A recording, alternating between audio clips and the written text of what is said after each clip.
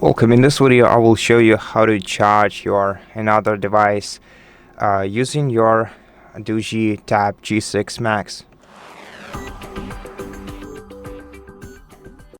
So first of all, you're gonna need to prepare a two-sided USB-C cable, another device that supports USB-C connection, that it has less charging percentage than your tablet, and connect both devices to each other.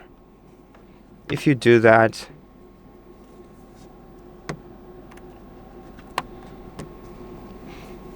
your other device will start charging immediately using the charge of your tablet.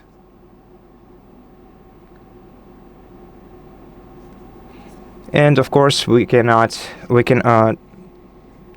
limited to smartphones. We can also charge other devices using this method,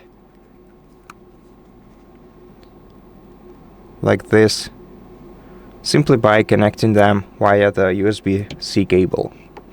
And that's it. Doesn't require any additional settings. You can use it right away, having your tablet charged enough, of course. Thank you for watching this video. If it helped you, please consider subscribing to our channel, leave us a like in the comment below, and I'll see you in the next one.